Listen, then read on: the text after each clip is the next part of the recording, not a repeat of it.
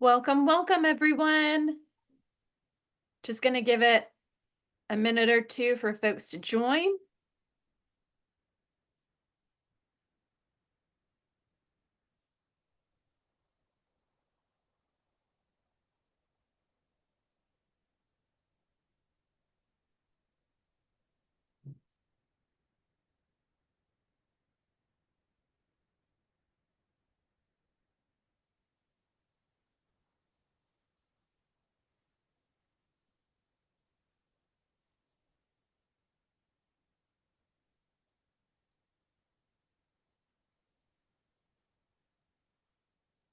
Welcome everyone.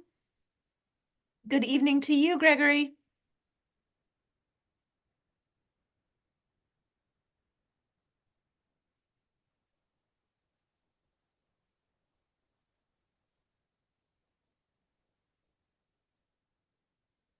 Oh, now we've got a bunch of good evenings and hellos. Thank you, everyone. Don't worry, we're going to do some interactivity here in just a moment. Okay, it looks like the participants have evened out for now, so we're going to go ahead and get started and folks can join when they're able. So welcome, everyone. We're so happy to have you. Good evening, good morning, good middle of the night, depending on where you're logging in from. We're happy to have you spend some time with us. So you have found yourself at Georgetown University McDonough School of Business presentation, our info session. So what we're going to cover here tonight, we're going to go through an application workshop. Then we're going to go through a more traditional information session, why Georgetown, what are our pillars? Then one of my colleagues, we're going to introduce ourselves here in just a moment. From the career team, we'll take you through the career side of the program. And then we will close out this event with a student panel. So it should be a really well-rounded, all-encompassing event. However, if there are things that we miss or you need clarification along the way, you are able to put in questions in the Q&A box, and we will be able to address those. So first, with intros, so you know who all's going to be managing these different areas.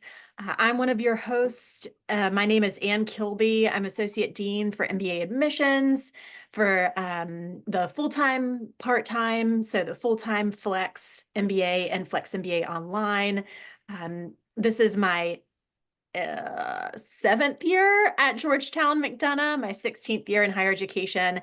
I'm really passionate about higher ed and especially about Georgetown. It is my home. So thrilled to take you through this content tonight.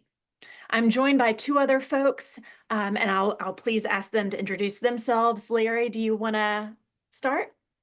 Absolutely. Thank you, Dean Kilby. It's a pleasure to be here. Looking forward to making comments a little bit later about the McDonough Career Center. I'm Lawrence Verbees. I'm a director in the Career Center. I'm one of 6 full-time career coaches, and I am the coach, one of 2 coaches in the Career Center that specialize in the consulting industry.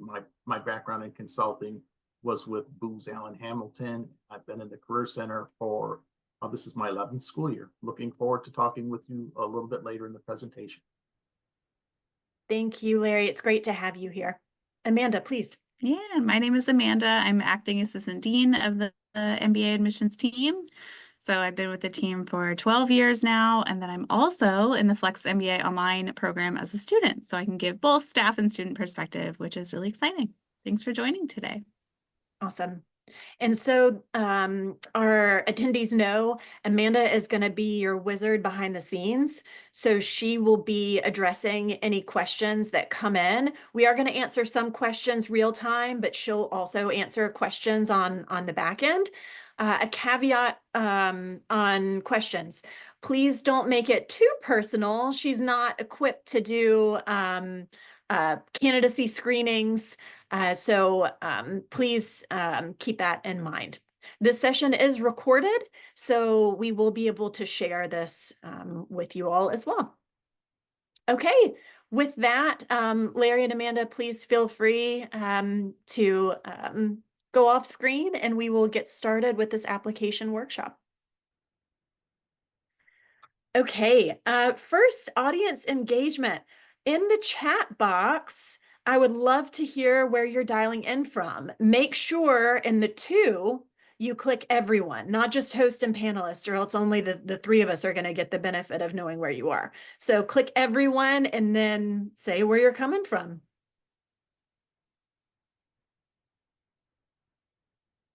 We've got from India, curious where, because I know we've got a lot of folks from India, so drop that back in. Oh, does it not let you do to everyone? Maybe it's just host and panelists. It's okay, I'll read it out. Pennsylvania, Nigeria, Ecuador. Oh yeah, you can't change it to everyone, sorry. Chicago, Bangalore, London, Italy, Virginia,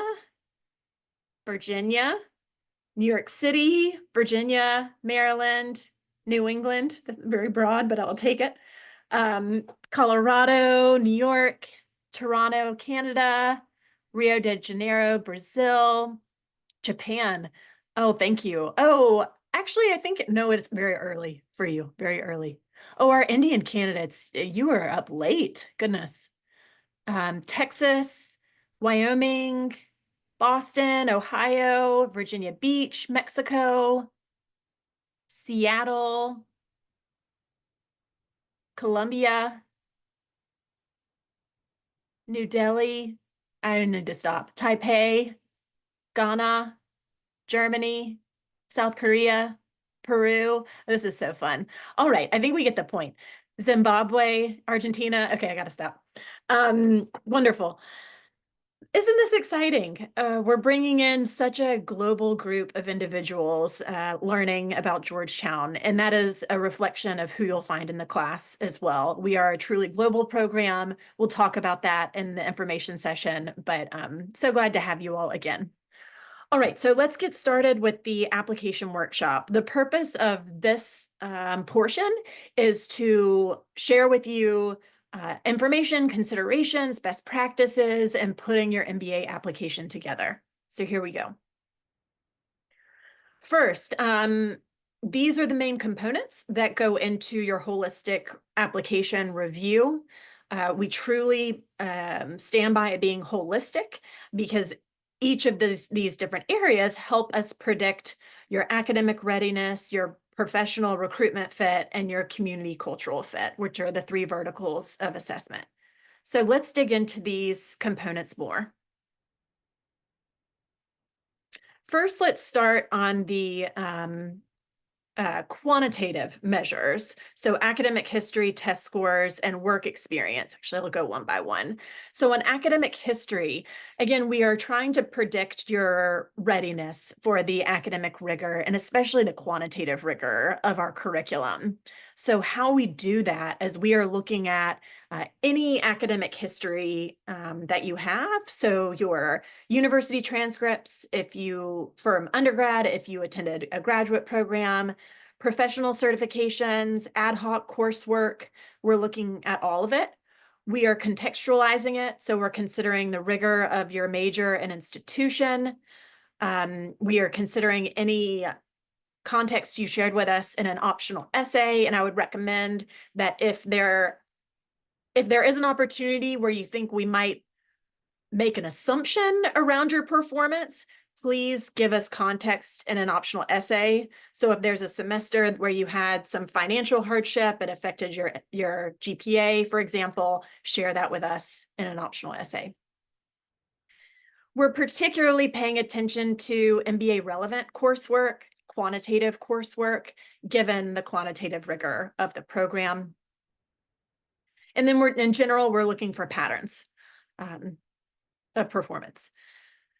So here's the 80th percent range for the full-time MBA, the flex MBA, so you get a sense of our current students.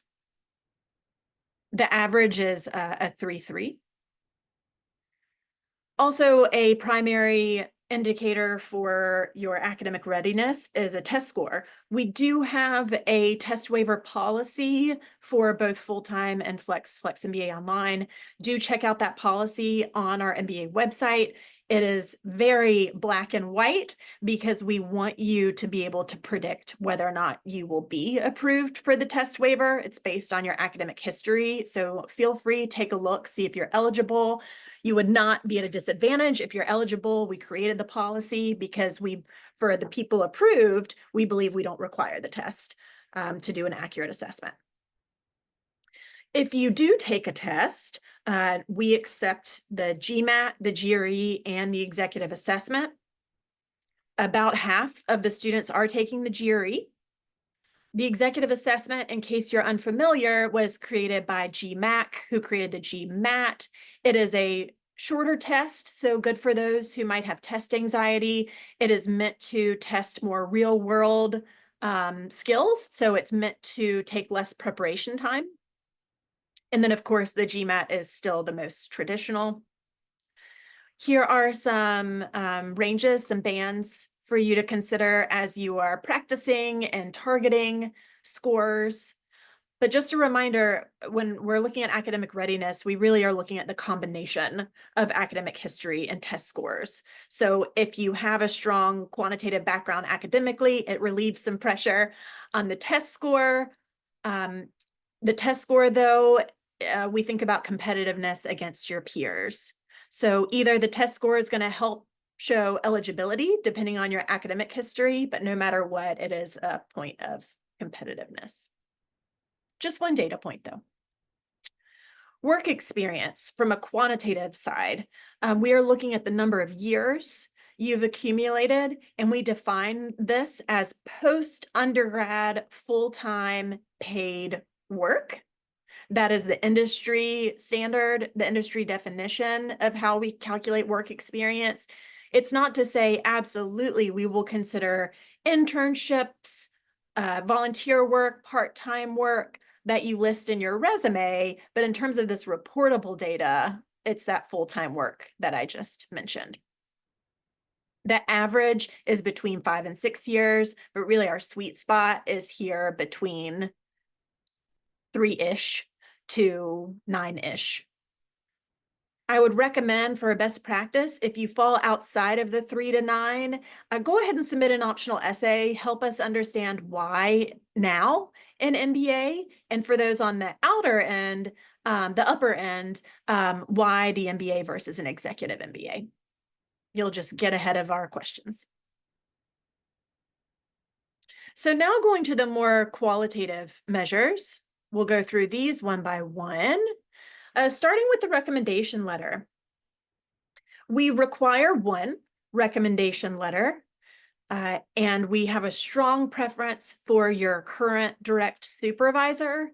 If you are a Flex MBA or Flex MBA online student, we really need it to be from your current direct supervisor because we need to hear that they're going to support you in terms of flexibility and understanding as you are a part-time student.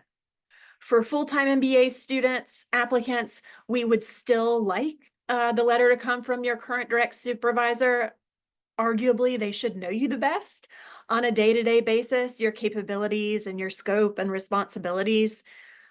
If for some reason you do not feel comfortable or it doesn't make sense to have your direct supervisor, either uncomfortable meaning you're afraid it would jeopardize a bonus or a promotion that's forthcoming, or if it doesn't make sense because they've only been your supervisor for a short time, you can use a previous direct supervisor. Just submit an optional essay, even a sentence or two. Say, I chose my previous direct supervisor because of X, so that we don't make any assumptions about that choice. A best practice for the recommendation letter is meet with them in advance and make sure that you all are aligned about why you want an MBA, why Georgetown, what you believe to be your strengths and areas for improvement, so you can really reinforce each other and be more, aligned. The process for recommendation letters, as soon as you input their contact details in the application, our system will auto send them the recommendation form for them to fill out.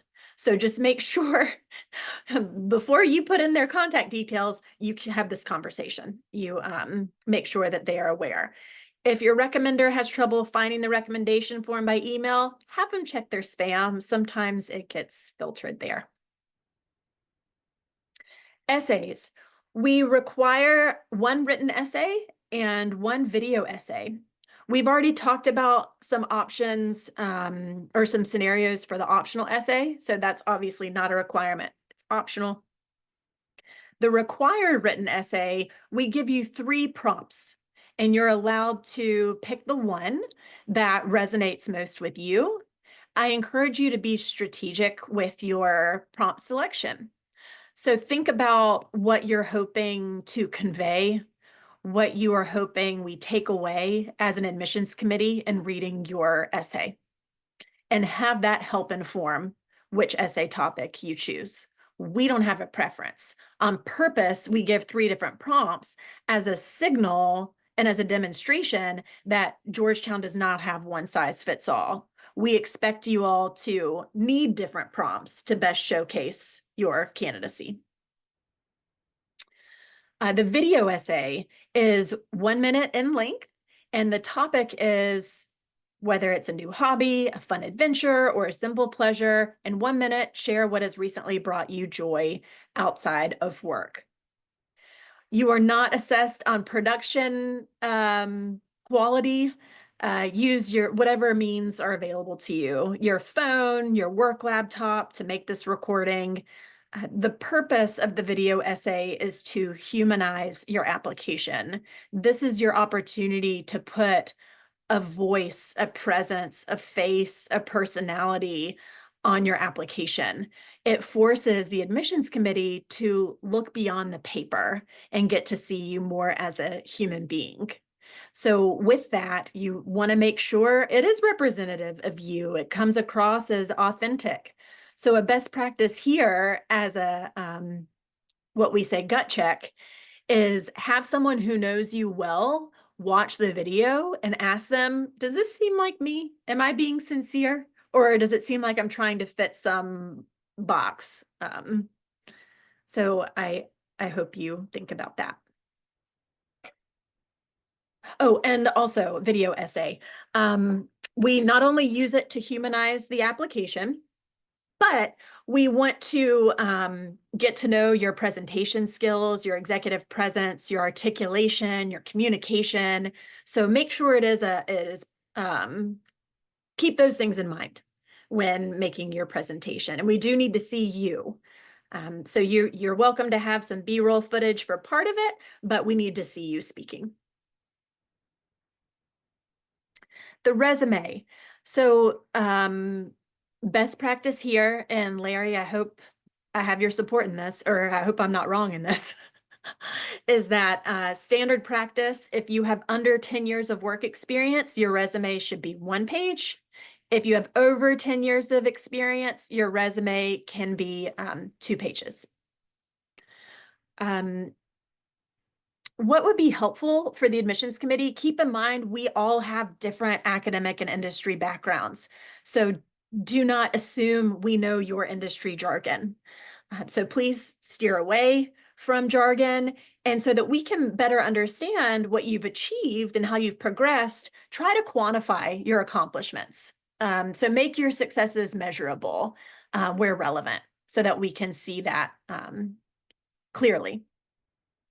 We will ask you in the application form, if you have an employment gap of 3 months or more, we will ask you to submit information on that. So again, to prevent assumptions and we just get to know better what you were doing during that time. There are absolutely completely understandable reasons. There was this thing called the pandemic, which affected people in different ways. So again, the purpose is so that we can just have a clear understanding and not make assumptions. And lastly, on the qualitative components is the interview. So our workflow of application review is we first read applications. So we assess you on paper. If you're deemed at least eligible for admit consideration, then we advance you forward to the interview stage. And so if you're invited to interview, you should celebrate. That means you've advanced. And then the interview will help us get to know you more as a person, similar to the video essay, but now it can be a dialogue. You should be prepared that your interviewer could be an admissions committee member, a current MBA student, or an alum. And these are double-blind interviews, meaning you will not know who your interviewer is until you step into that virtual room or physical room. So make sure you prepare questions that can be addressed to these 3 types of people. The format is they're 30 minutes total. We ask the majority of questions, leave you time to ask questions of us. Again, they are virtual over Zoom or in person. We welcome you on campus, though we recognize that is not accessible to everyone. So Zoom is, of course, an available option for you. And they are double-blind interviews because your interviewer would have only seen your resume. They did not read your application. That is to prevent them from having bias coming in. The interview itself is a behavioral interview. So we will ask you questions to get to know how you have behaved in certain scenarios and experiences. So again, we get to know you better as a person and your fit at Georgetown. Okay, here's a fun graphic. I think we have them for all 3. Yeah. So a lot going on this page. Let me draw your attention to some things. This graphic is focused on full-time.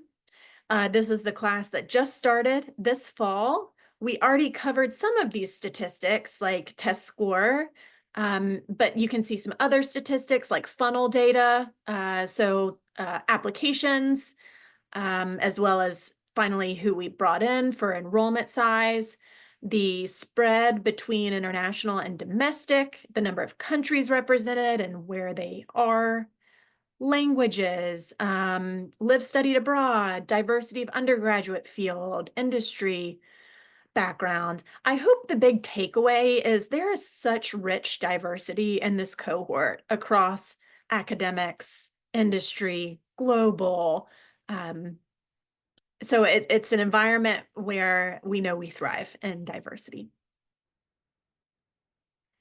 Same format for the Flex MBA. So just a high level, the Flex MBA is for students who live and work in the DC, Maryland, Virginia area because you have class on campus twice a week until you start doing electives and can take more flexibility. So that's what this program is for, the Flex MBA. So again, funnel data. We've got some diversity statistics for academic and industry, countries, test. So some highlights there. Flex MBA online, same format. Now we are coming up on our 3rd intake. So the class that starts next fall will be our 3rd intake for the Flex MBA online. So it's still a new program. So this program, Flex MBA Online, is modeled off of the Flex MBA. And the participants for this program, eligibility is if you live plus or minus 3 hours from Eastern Standard Time Zone. The reason why is because half of our classes are synchronous, and also for teamwork, making sure it's easy to coordinate. So that's Flex MBA Online, and you can see similar statistics here.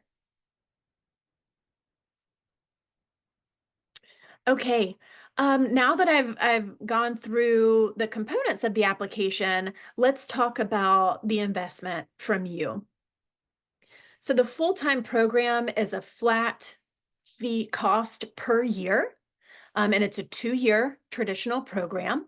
So this is your cost per year for the tuition and fees. It's worth noting that about half of the full-time students for the class that just started received a scholarship award from our office. And what that looked like was the average award was $22,000 a year. So a little less than a third of the tuition. And again, that's the average. For Flex and Flex MBA Online, these are estimated cost per year. The reason being, it's a pay-as-you-go model. So it's a cost per credit.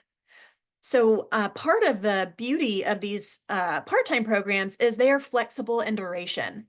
So you will see that the difference of cost depending on how many courses you're taking at a time. To set your expectations, about a fourth of students received a scholarship for the Flex program, and about a third received for the Flex MBA Online with these average amounts. As you are probably putting together, we have a much higher budget, scholarship budget for the full-time students. They are full-time students, while the Flex students are earning an income. They're working full-time. So that really goes into our budget crafting.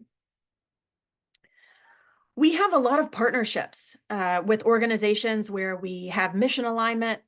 And what that means for you is you could receive a $22,000 a year award as a full-time student and also be named a Forte Fellow, for example.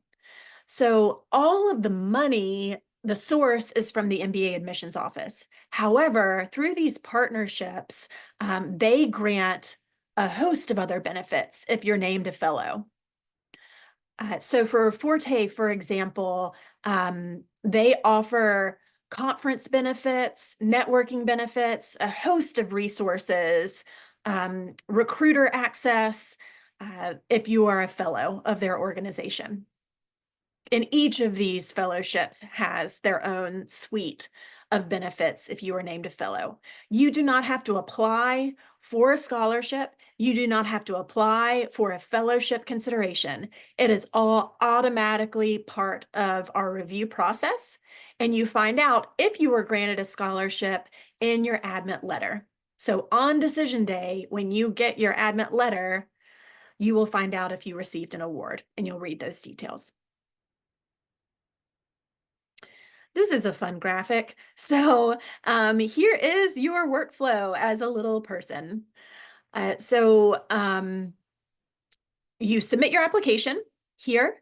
We will review the documents you submitted, make sure we have everything we need. We will let you know if anything is missing or blurry. Once your application is deemed complete, we read. Then if you look admissible, at least on paper, we will invite you to interview. And then we will have a final committee review. AdCom stands for Admissions Committee. And then we have a decision notification day, which I'll show you dates here in just a moment. So all of this is also to set your expectation that there's a time distance between submitting an application and getting invited to interview. We have to have time to review your documents, make sure your application is complete, and then read your application before you could be invited to interview. And also we read, randomly.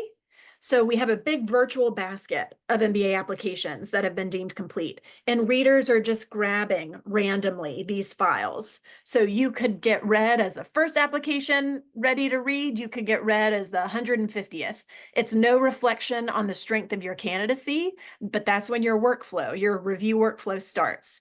So that's why our interview invitations can go out all the way up until the day before decision release, because we are reading throughout the whole round. And we're also doing audits, making sure no one slipped through. Everyone who should be invited has been invited. And don't worry, we are checking to make sure you open the interview invitation. If you haven't, we will bother you, call you, and make sure that you confirm receipt. Here are the dates. So we have passed early action already. Now we have moved to round 1, which we actually released decisions today, big day. And now I assume most of you are considering round 2, though maybe also round 3. So to walk you through the structure here, every round has an application deadline. So January 6th is the round 2 application deadline.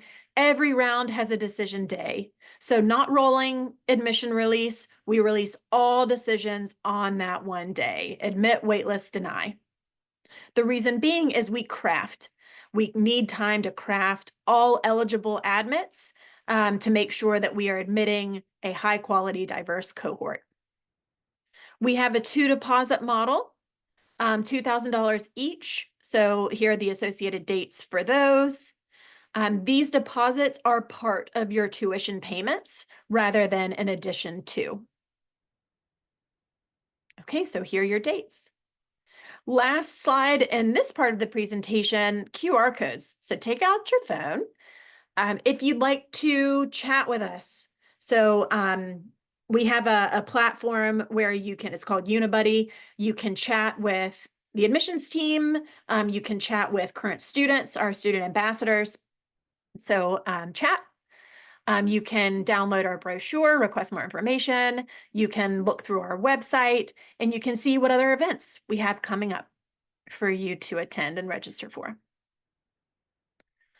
All right, so that is the end of our application workshop. I hope you feel more prepared and at least have a better understanding of the application and the process that supports your review.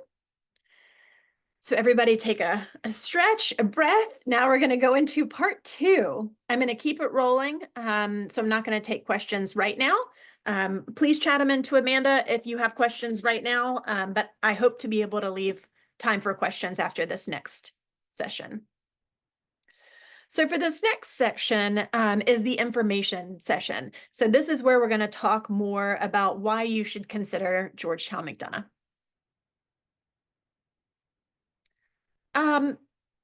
I'm curious. Let's do a little bit of engagement. Why don't you put in the chat, why are you considering Georgetown McDonough?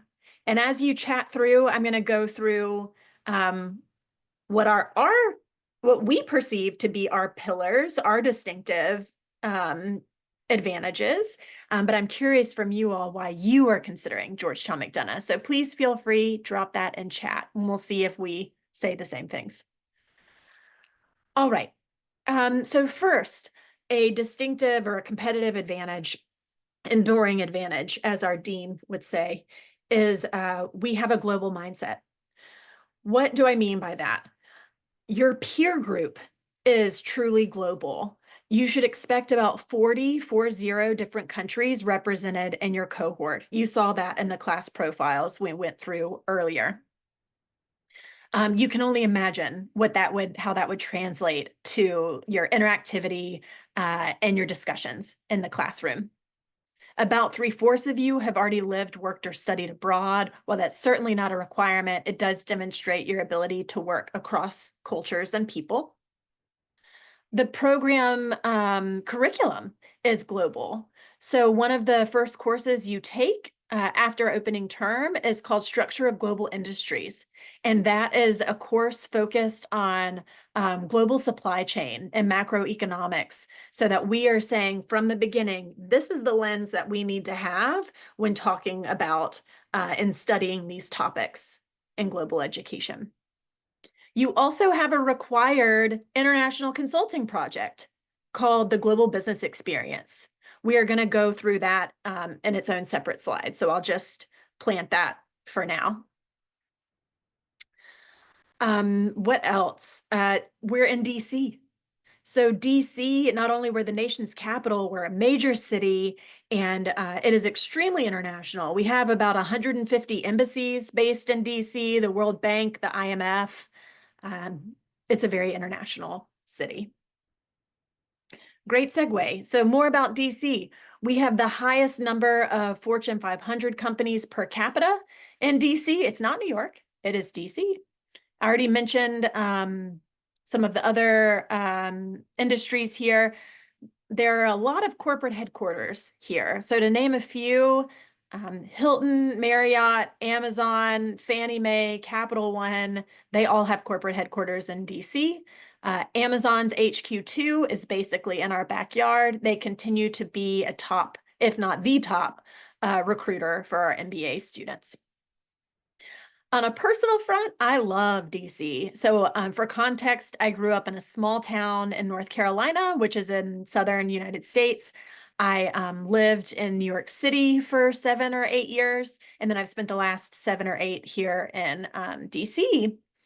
And for me, I love that DC offers all the benefits that a city affords you. So the cultural activities, the museums, the arts, the diversity of restaurants and bars and activities, but yet it feels like a community. There are only about 800,000 people who live in the district.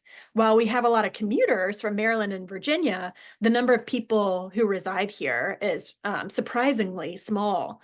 There's also a lot of green space, a lot of great hiking, water activities on the Potomac River that you can see from school as well. So for me, I feel like DC offers a really balanced lifestyle.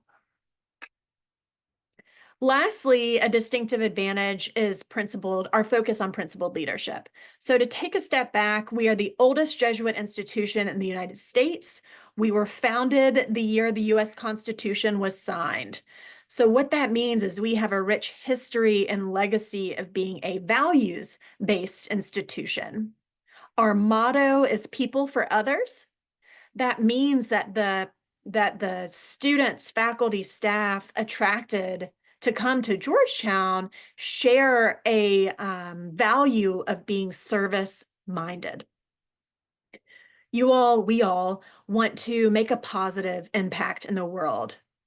Do good, do well globally is the tagline that our Dean, Paul Matha of the business school, feels and shares.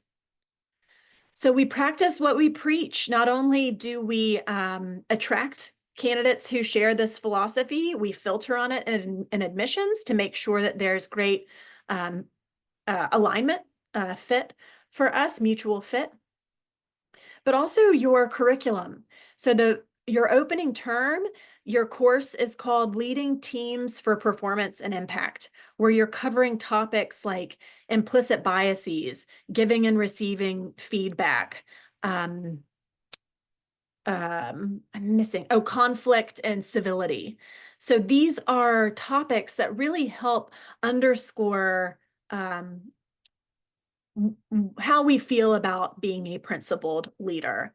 And it's great to share these topics from the onset because it's also a great icebreaker. You all are coming from all over the world and might have different understandings about these topics. So it's great to get on the same page about these values that mean so much to us at Georgetown, so that then you can practice these values as you move through the program. I can talk a lot more about principled leadership, but I will leave it be for now. Our campus. This is our beautiful building. I also have it behind me here. This is the Rafiq Hariri building. This is basically where you live. It is the business school. It is all encompassing. You have the Career Center located here with interview rooms, but all of your career advisors are located there. The admissions team is here, your program team. So you'll be assigned a program advisor to assist you with curriculum planning and student life involvement. They are located here. The faculty are here, which depending on which schools you're considering, not all faculty reside within the school. So that's a question worth asking, because if they reside in a different location, they might not be as accessible. Your study rooms are here, your classrooms are here. Conveniently, the gym is actually right next door to the building, so that's nice. And we're up on a hilltop, so it gives you a really beautiful vantage of the Potomac River and Virginia and downtown DC. Actually, in this top floor, you can see, this might be the shot from the top floor, you can see the Washington Monument, so that's pretty fun. Here's the interior. We have a glass ceiling, and all of the classrooms, offices are on the exterior. So it just means the entire building is open. The entire 5 floors you can just see from bottom to top. I really think it's a great symbol for our culture and being open and collaborative. Also, it's really cool to see when it rains or thunderstorms or snows, the glass ceiling.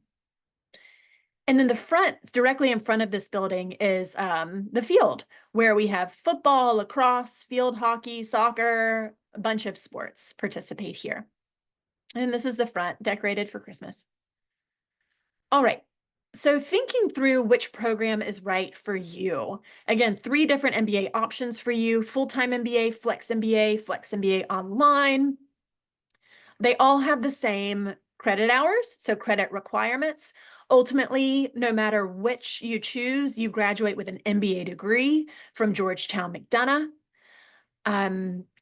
But here's some details. So full-time, you have class Monday through Thursday. Fridays, a lot of Fridays are career days where you have career programming, recruitment programming on Fridays, though not all. You have 100+ elective options. It is cohort-based, meaning we break you into about 65-person cohorts for you to take all of your core courses with. And then you can intermix with the other cohorts in your electives and in student clubs. All three have the cohort basis I just described. All 3 have the 1-week-long global residency that is part of your required international consulting project I mentioned earlier that we're going to go through in more detail in just a moment. If you want to participate in a dual degree, we have 4 that are available for the full-time students with the law school, the medical school, the policy school, and the foreign service school. So dual degree, you apply to both programs separately, and then we merge if you were admitted. Again, Flex is for local professionals who are wanting to participate part-time. And then Flex MBA Online is for folks who live ±3 hours Eastern time zone, who are professionals wanting to study part-time online. For the Flex MBA Online folks, you do have 2 week-long residencies in DC to really ensure that you are bonded as a cohort and to get access to campus. All right, I'm going to check that chat because I asked you all a question about why Georgetown. I'm just curious what you put in here. Diversity is like no other. The international mindset. Specific certificates. This person said the certificate in business healthcare, our Jesuit values, our global reach, the location, focus on soft skills, our dual degree options, our leadership program, or our leadership focus. Awesome. Lot of great reasons to focus on Georgetown. Next question for you in the chat.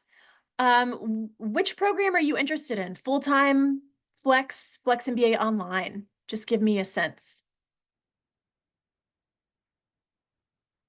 Well, that is just flying in. Okay, so majority full-time, though absolutely we've got Flex MBA in the room. We have some dual degree interest as well. So yeah, full-time seems to be the majority, but actually a good number of Flex MBA. Awesome. Thanks for that. Okay, I keep dangling this this carrot of this required international consulting experience. Let's finally talk about it. So it is the Global Business Experience, or GBE for short. Every MBA student is required to do this. So even if you're a part-time, a Flex MBA or Flex MBA online, you know these dates well in advance to take off work. From a big picture standpoint, this consulting project is 6 to 8 weeks in length, where 1 week of this experience you are on site with the client. So that means guaranteed international consulting experience, guaranteed on-site client experience. These are all real life consulting projects. We source them all on the school side, and then you get to influence which one you are given because you rank the options.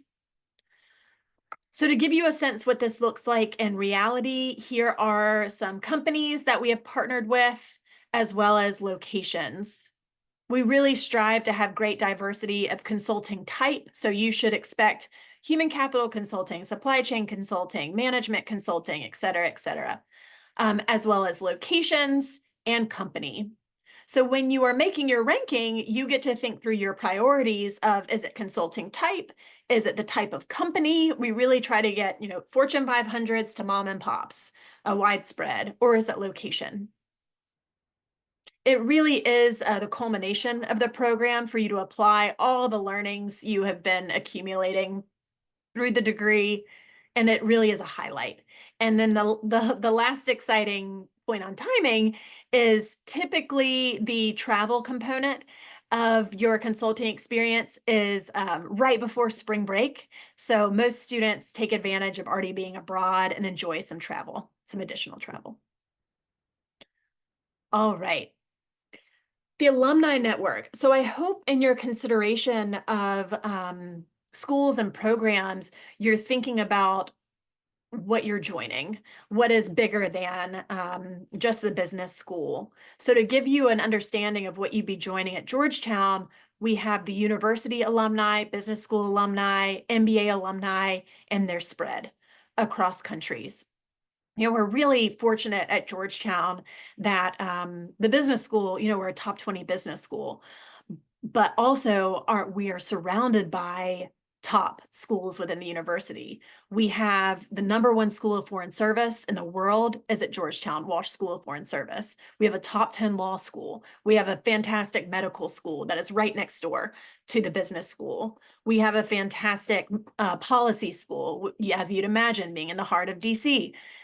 So keep in mind, you are joining not just the business school, but this broader network of university, Georgetown University. And we're also fortunate we're a global brand. Most places in the world have heard of Georgetown and respect what that means if you are an alum. Lots of ways that you will be interacting with alumni as well. I'll just highlight one here, the Executive Challenge. So the Executive Challenge, so to take a step back, in your leadership curriculum, one of your required leadership courses is called Leadership Communications. Your final exam is a day-long simulation called the Executive Challenge. This simulation is where Georgetown alumni will play a C-suite, and they're given personalities. So one person will be a disgruntled CFO. One will be an arrogant CEO. One will be a pleasant HR manager, et cetera, et cetera. And you and small student teams will present to your mock C-suite a solution to a case study.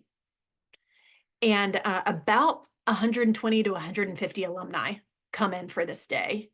And so, and this is your final exam. So this is great opportunity to simulate real life, to interact and network with alumni. At the end of the day, we name the winner, the student group winner, and also we network. We have a formal networking time with alumni. So it's a really cool day of experiential learning and networking. So that's just one highlight. Our community. Man, I cannot talk enough about the unique community we have at Georgetown. We've talked about our value system stemming from our founding. This service-mindedness is ingrained in who we are. It's not, because it's popular or trendy to now focus on social impact or sustainability. It is who we are. We have fostered it for years. We have filtered on it in admissions. So it is sincere. So how this translates on a day-to-day basis is our community is collaborative, team-oriented. There are a lot of schools in the US specifically that meet the business school, the US business school stereotype of being ultra competitive and aggressive, and what an expression in the US we say dog eat dog. If that fits for you, there are so many schools who have that environment. But at Georgetown McDonough, we need people who thrive, of course, in diversity. We've talked about that, but thrive in caring for one another and supporting one another. We are the place where students tutor one another. They share interview questions with one another. We expect this sense of care to extend at all levels.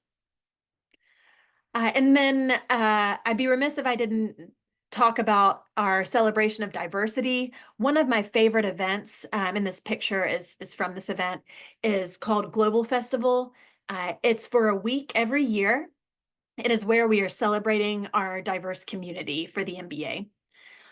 This looks like celebration with food. We have a potluck where students make their own, their cultural dishes. It's through clothing, wearing traditional clothing. It's through language. We'll have like 3 p.m. German coffee hour, go speak German and drink coffee. It is through dance and song. We always have Bollywood very well represented, in dance and song.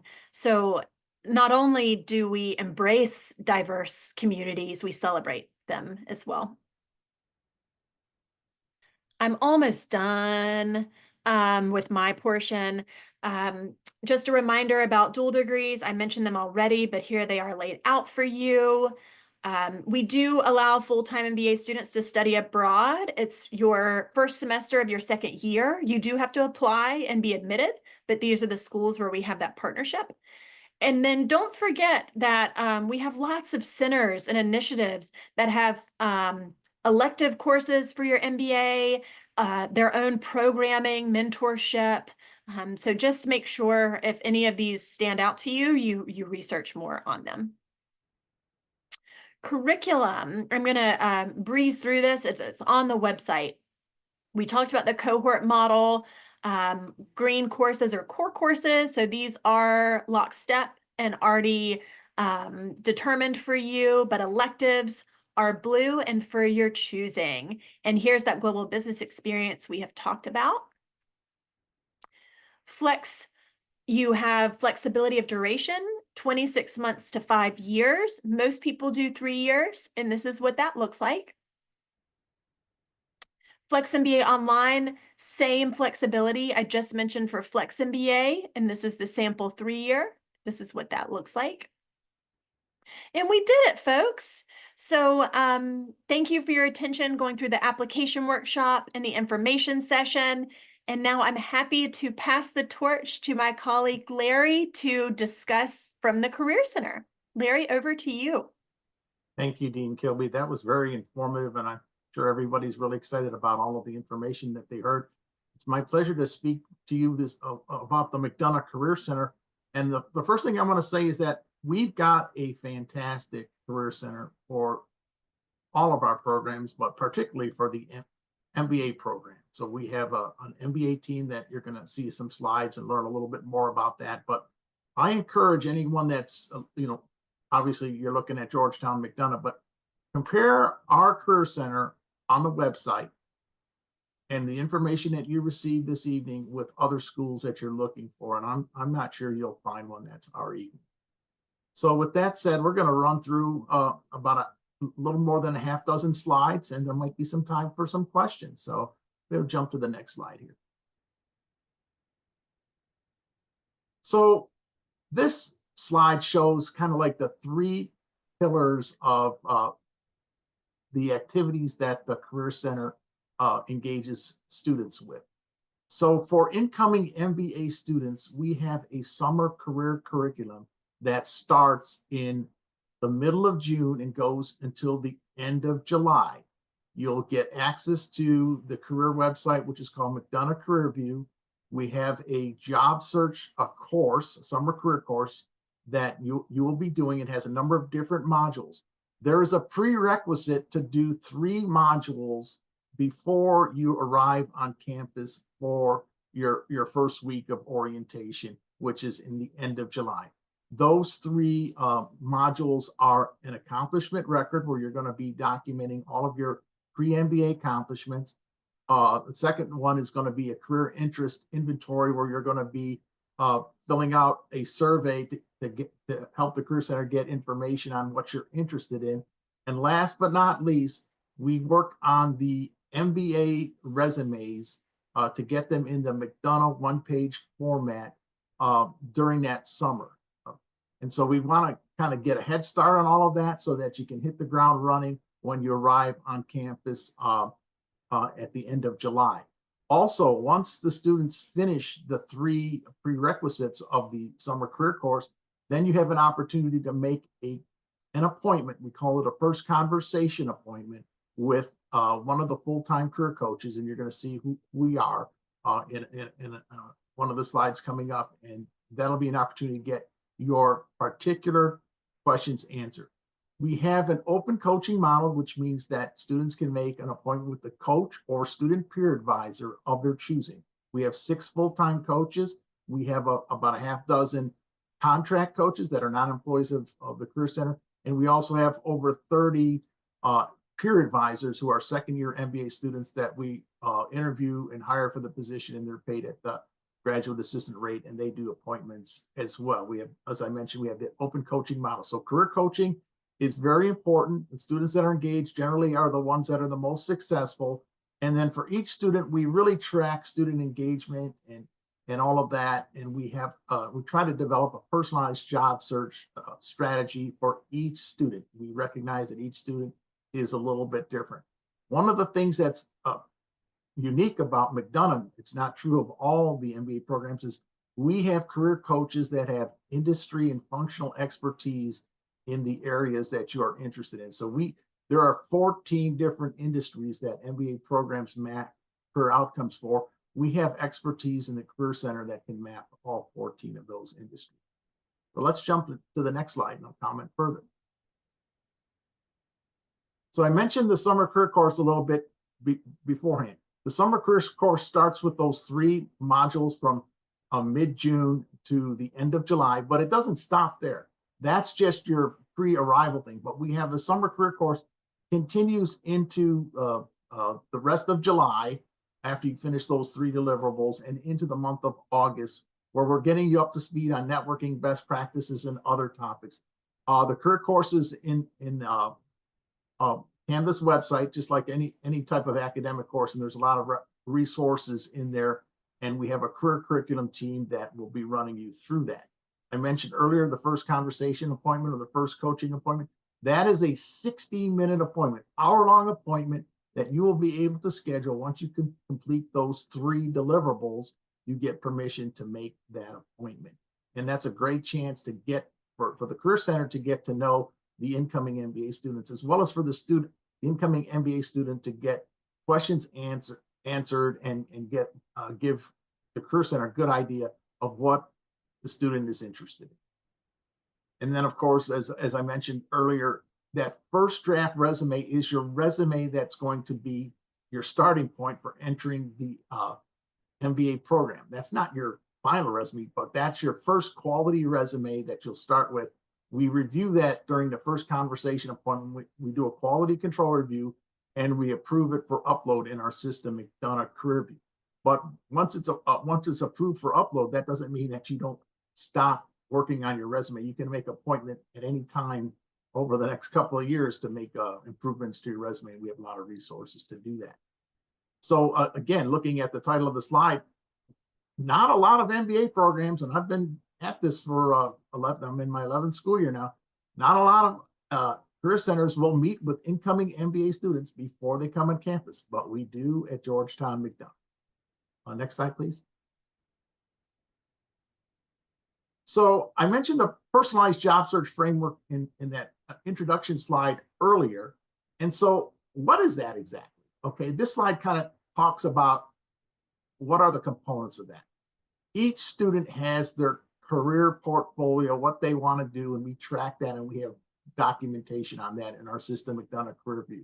Okay, that personalized job search includes the students' industry interests, their functional area interests, as well as geographic targets. And so we can kind of map our resources, and we know where alumni are located and help connect for networking purposes and answer questions about employers and things like that. Very important for all MBA students is to develop a target company list. We have resources that we can help with that. And so we help the students to expand their target company list. For example, a lot of incoming consulting focused students, they're going to say, well, I'm interested in McKinsey, Bain, and BCG, EY, Parthenon, ZS Associates, and maybe a couple others. Those are all great, and that's fantastic, but we always try to encourage students to go wide on their target company list, look at more than one industry and go deeper. And that way you'll have more opportunities. You don't want to be all chasing the same companies. Certainly go after the top companies, but you got to have some depth of your target company list. What do we mean by employer access channels? It's just our ways of touching employers and connecting our employers with students. As Ann mentioned, we have relationships with employers. We have campus relationships. They recruit our students, and they do this at other MBA programs as well. They'll have a relationship, and there'll be interview opportunities that are exclusive for students at Georgetown, McDonough. But bottom line is, once you're interviewing with a company, it's whoever does the best on interviews. It doesn't matter what school they're in, and they're certainly interviewing students from other programs as well. And when they have the final rounds, it's students from all different companies. But one thing I'll say is our MBA students are generally more prepared than the students at other schools. I can say that with 11 years of experience, talking to a lot of recruiters over time. We get more than our fair share of students going to the top firms. We've got the data to prove it. Okay. And then, of course, as you know, networking is very, very important. It can also be very, very confusing for a lot of students. There are networking best practices, and we are always preaching the networking best practices in our coaching appointments, in our career curriculum, as well as in our career focus clubs like the consulting club or the technology club or the finance club. Networking is very, very important, and there's a lot of resources to really sharpen your networking skills. Let's see what's on the next slide.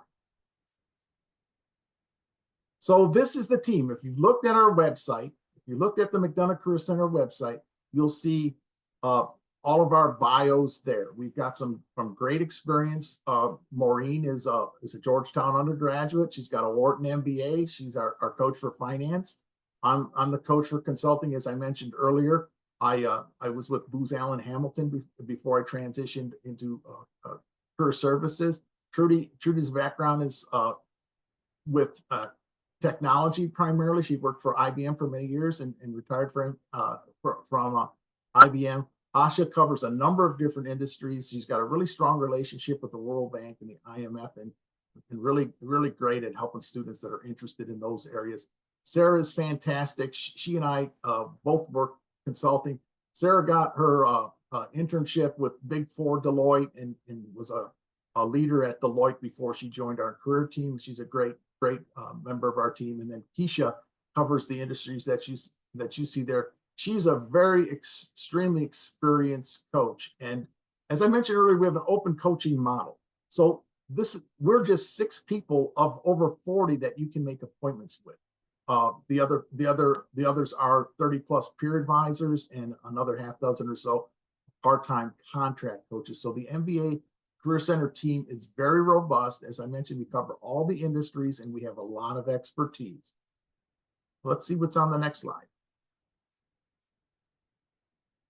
So this is just some data. Whenever we do these presentations, students always want, or incoming students or applicants want to know the data. So these next few slides, we're going to show you some data. This slide just kind of shows how engaged the students are with the Career Center and what opportunities are available for MBA students with the Career Center. So in academic year 22-23, we hosted 420 employer events, okay?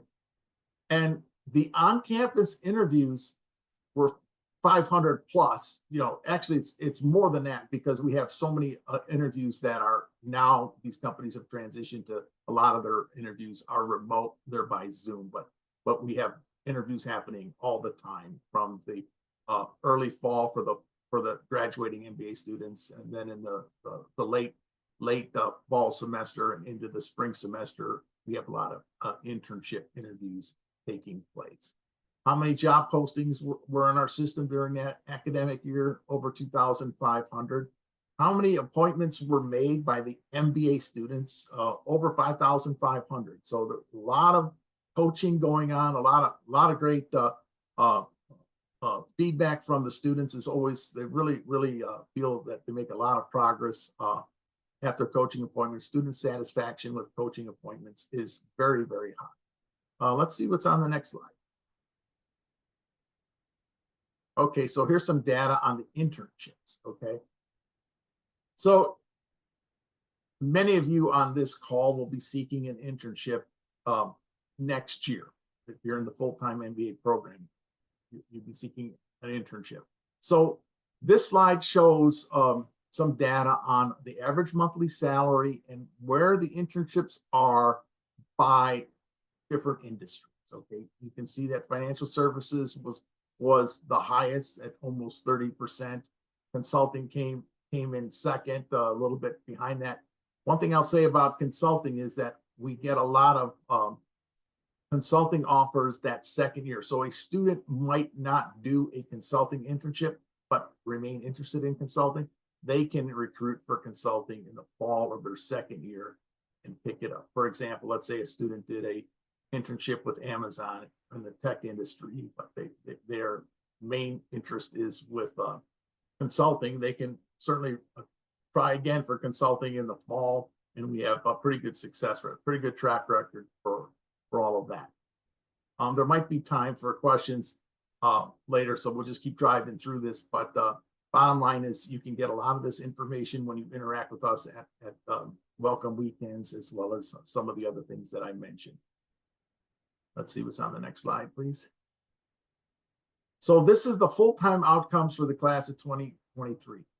The outcomes for the class of 2024 are not available yet, but they would be similar to this in terms of the average salary and average signing bonus. Actually, the average salary and signing bonus probably bumped up a little bit.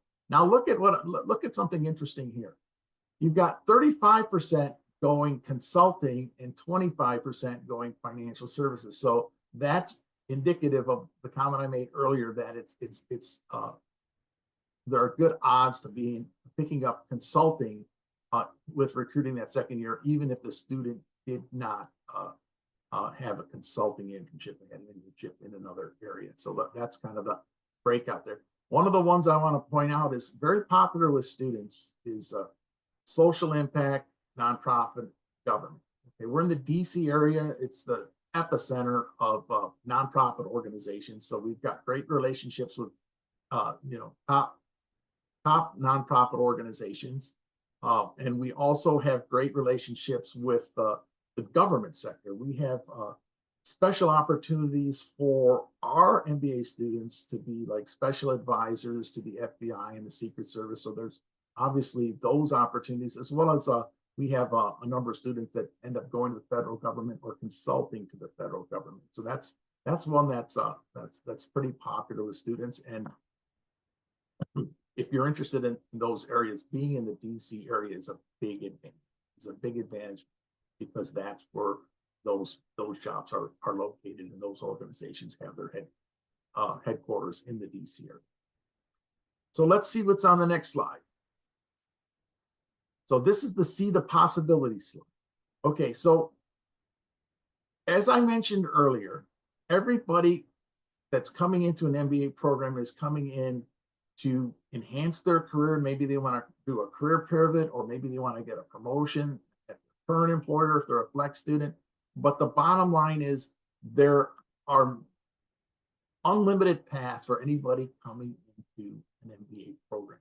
So this is just a slide of this shows some information on 6 graduates from the class of 23, and I'll comment on a couple of them.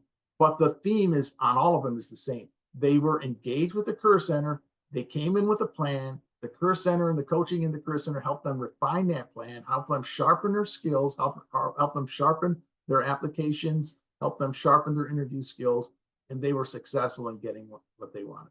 I know Joey the best of this group, and Joey came in as an Army officer with a very distinguished military career, and he did an internship with a DC-based consulting firm, Kaiser Associates, which is a really highly rated consulting firm. And he did his internship there, had an opportunity to return to Kaiser Associates, but wanted to try, looking at some other firms and see what was possible with the fall recruiting cycle. And Joey was very successful, and he got a full-time offer from McKinsey in the fall recruiting cycle, and he's at McKinsey now.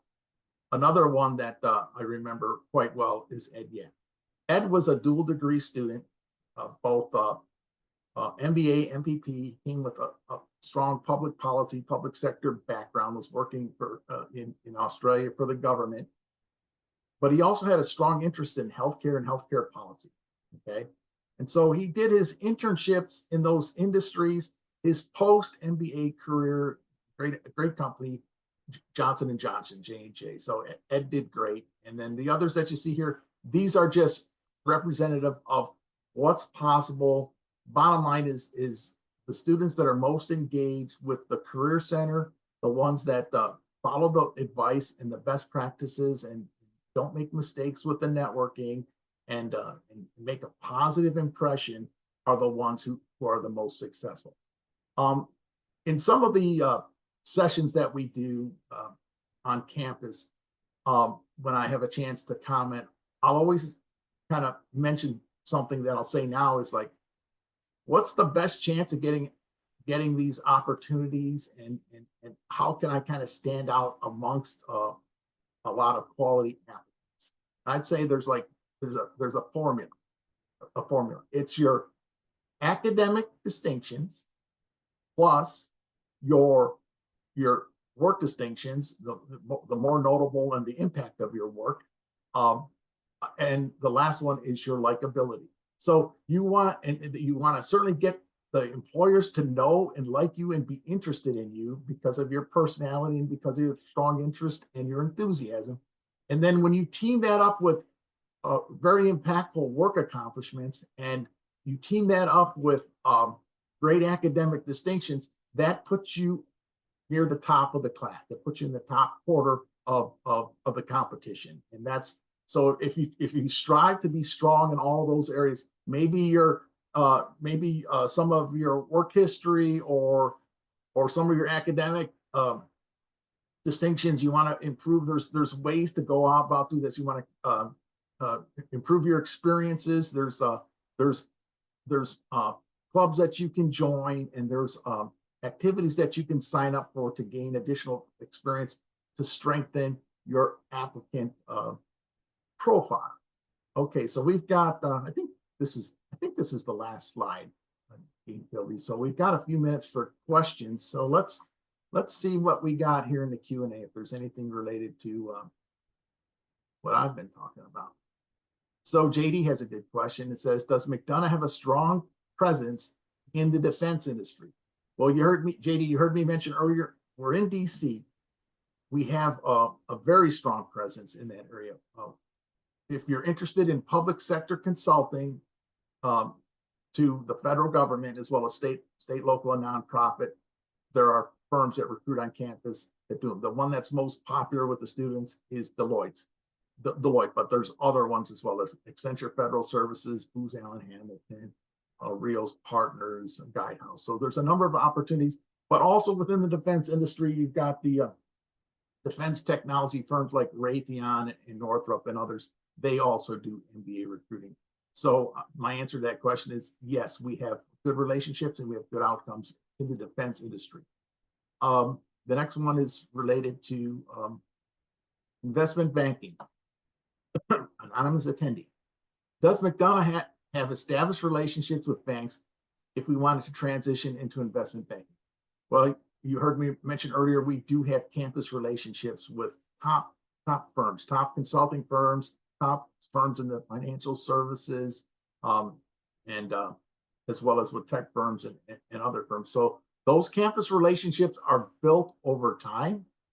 The employers get excited about our students, and they get excited about the students who become alumni and do well at those firms, and that helps us grow our footprint and our reputation with these firms. So yes, there is campus relationship with all of the top financial services firms, as well as the top consulting firms and the top tech firms. So let's see what the next question is here. Are there any activities students engage in to give back to the local community? Well, actually, there are some mandatory activities. So the answer to that question is quickly yes. But each student club has a requirement to do some sort of public service activity.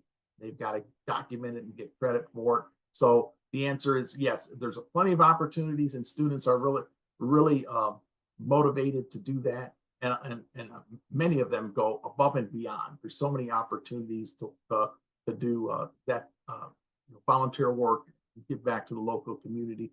And as Dean Kilby mentioned, we're a Jesuit institution, and there's so many initiatives that are out there that are kind of started by Georgetown or mentored by Georgetown that are available for students to get involved in. Okay, so this question is the examples on that other slide, Flex or Flex MBA students? Do you work closely with the Flex students? So I'm not, I can't remember what it said about Andrea, but the ones on the slide, those were all from the full-time program. But that's a great question. We have a lot of Flex MBA students that do great. They come in, they're getting paid, they've got their full-time job, and they're going through the program, but they want to take advantage of that MBA credential, and they'll recruit for full-time opportunities in the fall of the year before they graduate. And they're very successful. One of the reasons, the main reason they're very successful, well, there's several reasons, obviously, but in addition to the MBA, is they're building up their work experience while they're in the MBA program, and a lot of them have such great jobs and great credentials that employers are very interested in. I remember, I'll just give you an example. I remember I was meeting with a student in the summer before he was going to graduate, and he had not made an appointment yet, and he kind of just wanted to see what was available. We encourage the Flex students to start engaging with the Career Center. You'll do it, summer curriculum that first year, but start engaging with the Career Center a lot in your second year so that you can be ready to recruit in the third year. This gentleman waited a little bit longer than probably he should have, but his resume was so impressive. I told him, I said, you're going to get an MBB interview for sure. And MBB stands for McKinsey Boehner BCG. And so, and we got to get you ready. And it's very time consuming to get ready for something like that. And he took it to heart and really worked hard, and about a 5 or 6 week timeline was able to succeed in getting not just the interview, but the offer. Because the interview is step one, but you got to do well on the interviews to get the offer. I think we're doing pretty good on time. I got 5 more minutes for questions before we're going to do the student panel. So let's do a couple more here. Is it common for students to apply to internship opportunities in the summer after their second year as well? Well, it's not that common, but if you haven't secured a job, some will do an internship with the anticipation of that turning into a full-time offer, or they'll continue to recruit and look at other firms while they're doing that internship. So it's only common if the student has not accepted a full-time job. Then an internship that's summer after graduating is an option, because it is a potential path to a full-time job. I think that's it for questions. So Dean Kilby, I think we got maybe 1 or 2 minutes. Let's check in the chat, or anybody else want to type in a question while we've got time? Otherwise, I'm going to turn it back over to Dean Kilby, because I'm sure we got the student panel standing by and waiting. So Dean Kilby, I'll turn it back over to you. Awesome. Larry, thank you so much for offering us this better understanding, this information on career services and recruitment. I learned, and I'm sure our candidates learned, setting their expectations about what makes Georgetown McDonough unique in our resources and offerings, as well as setting their expectations for post-MBA employment. So really appreciate your time and offering this information. Well, it was my pleasure. I enjoyed it. Thank you very much for inviting me. Amazing. If there are any lingering questions on admissions as well, I know Amanda has been doing an amazing job behind the scenes, but feel free, drop those in chat. We have a couple minutes before the panel will start.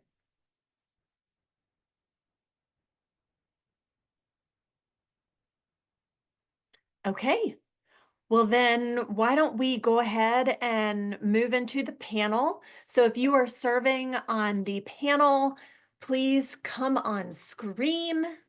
Would love to see you. Hi, Delaney. Hi, Amelia. Hi, Fola. Welcome, welcome. Great to see you all. Thank you for your time this evening. I know it is exam time, so you're busy with studying and taking those exams or presentations, papers, projects.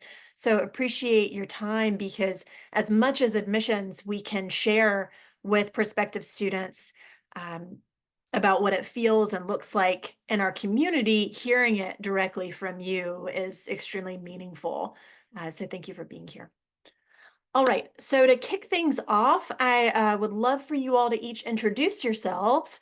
So if we can go person by person, and if you can share what type of MBA you're in, full-time, flex, or flex MBA online, when you plan to graduate, so where you are in your study, and then share with us your pre-MBA history as well as your post-MBA goal. If you forget, I'll ask you for these things again.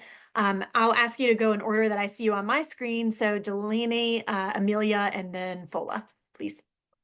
Yeah, sounds good. Thank you so much for having me. Hi, everybody. I hope you're having a lovely night. My name is Delaney Brower. I am a part of the full-time class of 2026 MBA program. So I'm in my first year. Pre-MBA, pre-coming to McDonough, I spent a couple of years in market research and data analytics within the consumer packaged goods industry. So I was essentially building out custom data models for companies as they kind of sliced and diced their data to then make business decisions. I'm using my MBA to pivot into something more akin to social impact or sustainability. Very curious and interested in a career in sustainability, renewable energies, social impact, something like that. So that's my goal post MBA.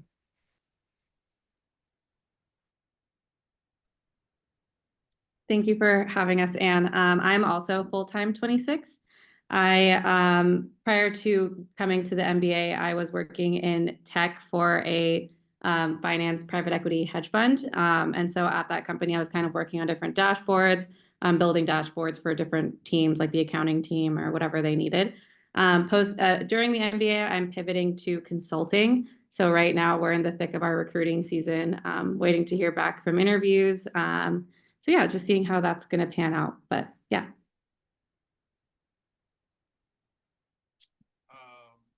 So I am also, oh, sorry. Well, I'm sorry to interrupt you. Your sound is faint. I don't know if there's a way for you to increase that on your side. That better? It's the same. Okay, sorry. 1 second. All right, I guess I gotta wear this. No worries. That All sounded right. a little better. Oh. Better? Oh, yeah. Cool. All right. So yes, my name is Falaho Akemi, but everyone here calls me Fola. Also full-time 26. Before the MBA, I was in public accounting. I'm a CPA for 6 years, and I started my own accounting business. Post MBA, I'm looking to still have that accounting business, but also network in the VC space. So yeah. Cool. Great. Well, as our audience can hear, we've got great diversity of backgrounds here and interest areas represented. And so we'll be able to learn more about each of their perspectives. So to kick things off, I want to hear, of all the fantastic business schools in the world, why did you choose Georgetown McDonough for your MBA? Let's do reverse order this time. So Fola, Amelia, Delaney. Yeah, so I grew up in the DMV area, and just in case for those that don't know, that's the DC, Maryland, Virginia. I grew up in the V of that acronym. And so I've always known that like Georgetown is a top school in the area. I love DC. So the second I got into Georgetown, I was like, that's it, because I'm going to be in DC for a long time, and such strong name brand, not just in the DC area, but across the nation. But I plan to stay in the DC area, so there's not a better school than Georgetown in this area. Also, the fact that the the Jesuit traditions of the school really resonated with me. Cura personalis, care for the whole person, service for others. That's really a lot of how I look at life. And it just clicked when I went to a session like this. I was like, that's it. That's really important to me. And I was really glad that Georgetown talked about that up front. So yeah. Yeah, so I'm originally from Arizona, so I had no ties to the DMV area. Prior to moving to DC, I lived in New York and Boston. So while living in Boston was when I applied, and I knew I wanted to apply to a large city. So that's how I narrowed down. I think I ended up choosing Georgetown just because of the community feel. It was really emphasized, like everyone at Georgetown super collaborative, like they'll share your notes, and it's proven to be true so far. So that was a big reason for me, just the collaborative nature and also living in a big city. Yeah, so something I actually forgot in my intro is that I'm a dual degree student with the McCourt School of Public Policy. I sometimes I'll just forget that I'm a part of that just because right now I'm in my year of MBA for the business program. So I chose Georgetown for many different reasons, many of which have been mentioned by Fola and Amelia so far. But what really stood out to me was the strong programs, both with McDonough and McCourt, the public policy school, and the values that resonated with both. Like I mentioned earlier, I want to eventually pivot into a career of impact and something kind of like Fola mentioned, service for others, cura personalis.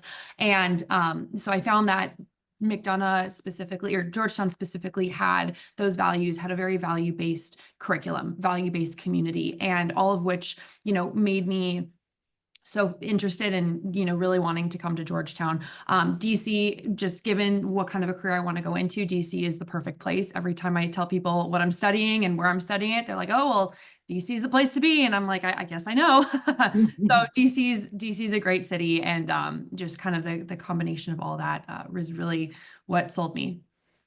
Thank you all for each of your answers. And I realized I have a slide with your faces. So here you are in your fancy headshots. So I'll leave it on the screen. All right, the next question, I recognize each of you is in the first year of the program. However, based on what you've gone through so far, I would love to hear about a meaningful class, professor, or experience that you had, something that stands out. So let's finally give Amelia the chance to go first. So let's do Amelia, Delaney, and then Fola. Yeah, so for me, I was pre-med when I was in college.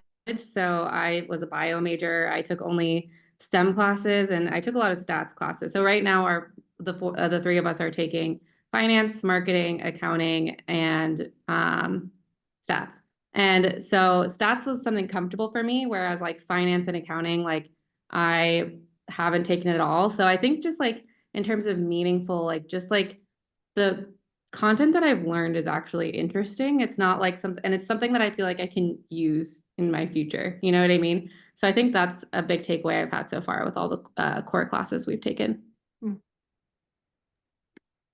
Yeah, so similar to Amelia, I didn't have I don't have a finance or accounting background. That content was all very new for me. And one of my favorite classes this semester has been finance. Not only because the content is very interesting, but because the professor that we have in my cohort is just phenomenal. Lee Pinkwitz. He always ends his class with "Be kind to yourself and to others." And on this last class yesterday with him, he was talking about the importance of being kind, choosing kindness. And I think it just goes to show that while the content you're going to be ingesting during your time at Georgetown is, very business oriented, you're learning the basics, you're learning the fundamentals, you also are being taught by some phenomenal individuals who really who align themselves very closely to those Jesuit values, the Georgetown values, those principles that kind of are, throughout the entire curriculum, the entire community experience. And so just being able to be surrounded by individuals who are like-minded, smart, but also being taught by individuals that have these values has been really important to me and formulative. And so that's probably been my most memorable experience so far. Hmm. I'm gonna actually throw it back a little bit earlier to opening term. Opening term is just at Georgetown. I don't know if they've already explained it, but just in case, it's a little bit. It's a 3-week period right before the semester starts, where all the first years, the newly admitted students, will get together and have 3 weeks of classes, 9 to 5 every day. You really get to know your cohort and your classmates. During that time, we took this class called SGI and Structures of Global Industry. I don't know. But we took that class, and yes, it was a lot of work, but the amount of time that you have to spend with your they put us in groups, your group, and you really form this connection, and you deliver this project at the end of the semester or the term, was really really fun. Like, it was group work that you got to learn a lot, but also got to know a lot of people and build long-term connection that you know, leverage into the first full semester. I got to make cookies, so that was also fun because of my project. So yeah, really enjoyed that one. What kind of cookies? Um, they were so for we made a vegan product called Chia, and basically it was like you use chia seeds as an egg replacement to make cookies for people who are allergic to cookies. So we tried it out. My wife helped me make those cookies, and it turned out pretty well, I think. Maybe that's what I'll do after my MBA. Let's see. Let's see how recruiting goes. Yeah. I mean, you've got your accounting business, just throw in a bakery on top of it. Why not? Why not? It's funny. Great. A question I have for you all, given again, your being a prospective candidate was not too far in your distant past. What surprised you the most in joining Georgetown and joining the MBA program?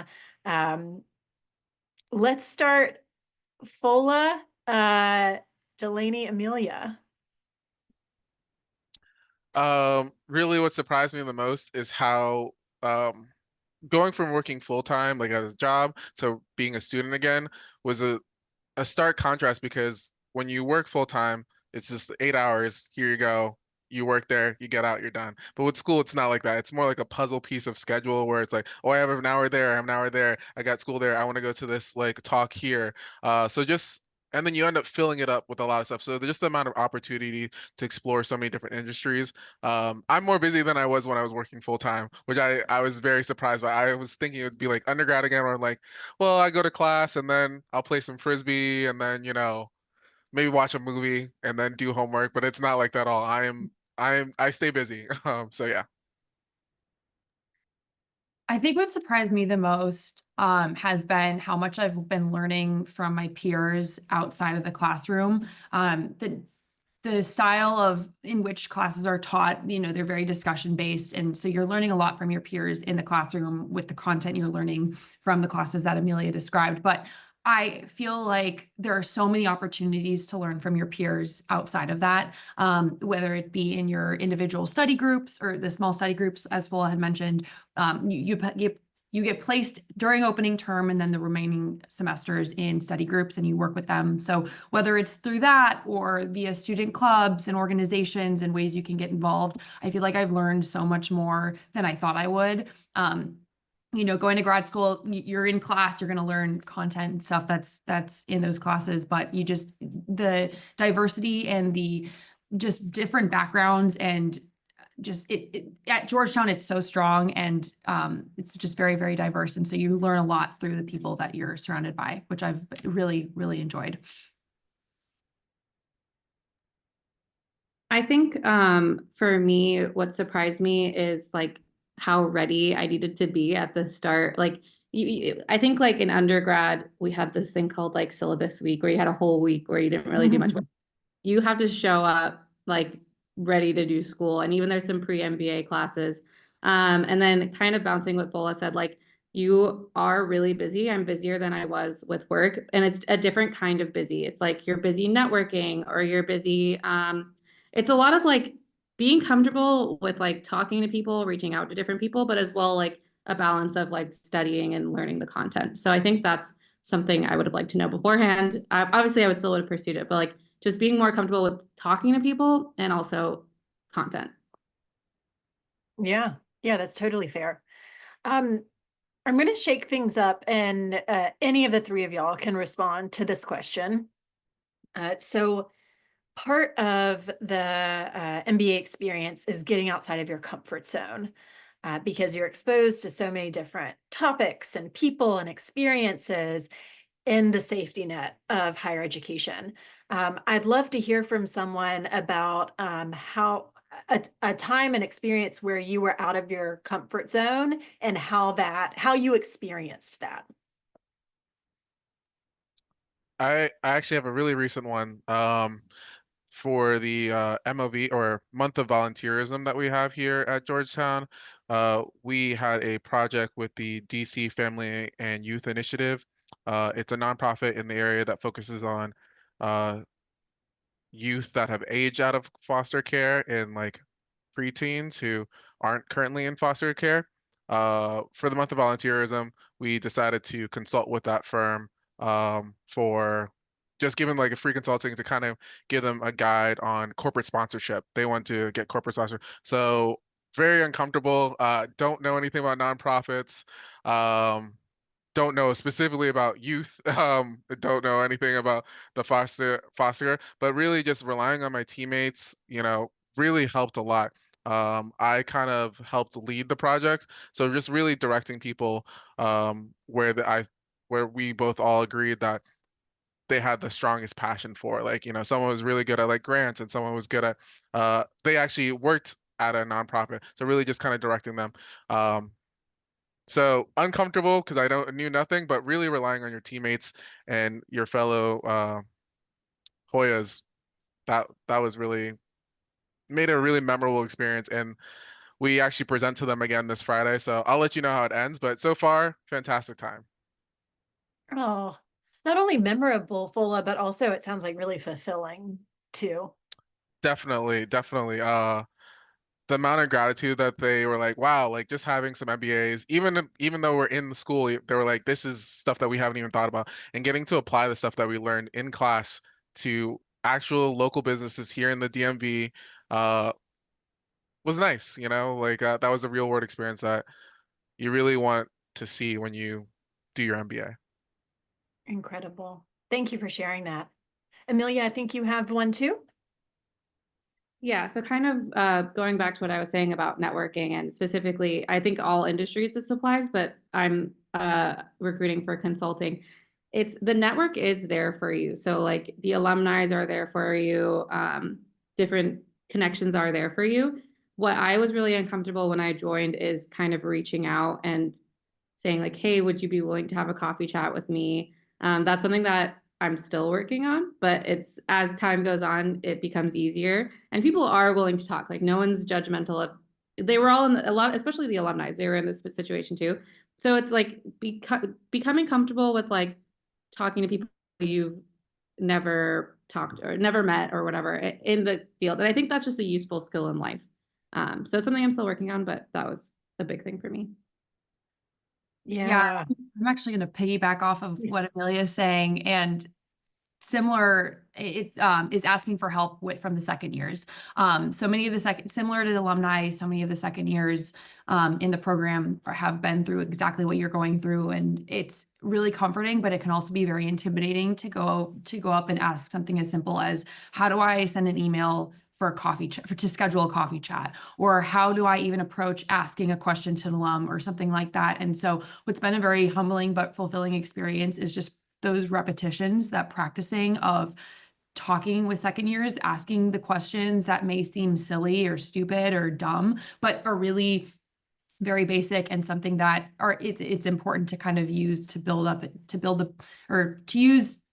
a platform for yourself to then be able to, reach out to alumni, reach out for coffee chats and career help, or reach out to others for, academic help and stuff, things like that. Mm-hmm. Wonderful. I really appreciate those responses from each of you, because again, so much of the MBA experience is to push outside of your comfort zone. That's why you're coming to us. Part of the reason is that challenge. So Delaney, you gave me an idea for this next question around resources. You're talking about second year students as a resource. I want to expand on that. So for the three of you again, how have you taken advantage of, how have you relied on resources at Georgetown McDonough, whether that's the career office, the program office, each other? Let's go, Delaney, you just came off, but let's put you back on. So Delaney to start, then Fola, Amelia. Yeah, so something that I noticed, so as I mentioned earlier, I'm a dual degree student. So this is technically my second year in grad school, my first year at business school. And something that I felt like I didn't take advantage of during my first year of grad school at McCourt was reaching out to the second years, reaching out to those that were about to graduate and asking for help, advice, et cetera. And so that's something that I knew I wanted to be better about when it came to resources, and something I've been trying to rely on a lot more this year and specifically this semester. And so, whether that's as silly as, just going up to somebody during one of the social hours or during, when people are together in the Connolly Commons, which is just this main grad student space, and just like talking with them, asking for help or asking if they know somebody that they can connect me with.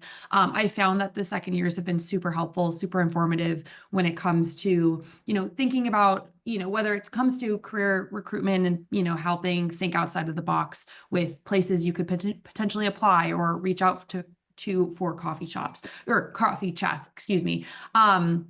I really relied on those second years because, like I said earlier, they really have gone through exactly what you've gone through or you're going through, and so it's helpful to talk to somebody who used to be in your shoes, and they also know a lot of the resources within McDonough. So there are plenty of resources, but that's one that I've certainly relied on during my time so far.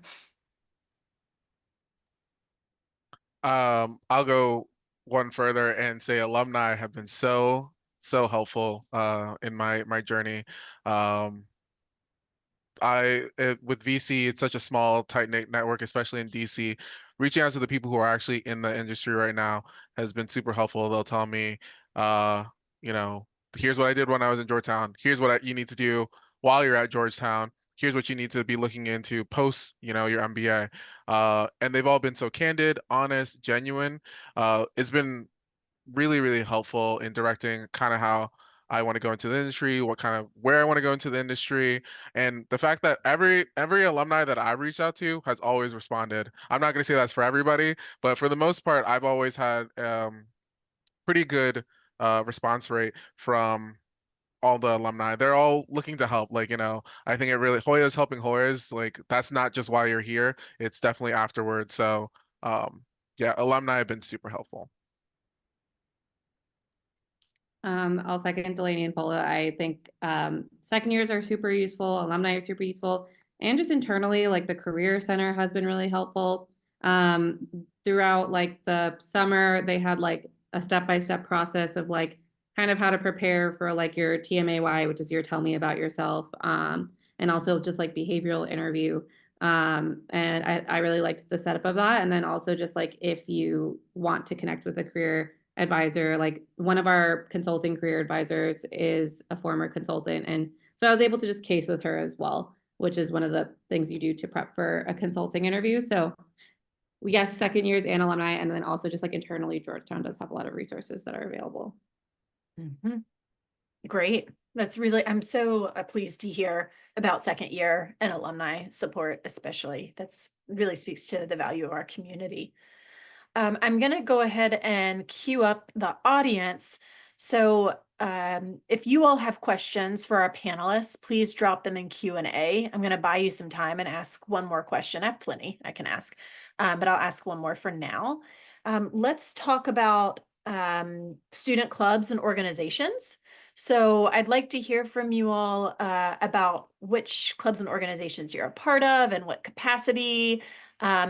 And then if you want to share like an activity or an experience that you enjoyed as being part of, as part of that affiliation. So Amelia, Delaney, Fola. Yeah, so I'm a member of the consortium along with Fola. So I actually met him back in May. We went to the Atlanta conference that they had.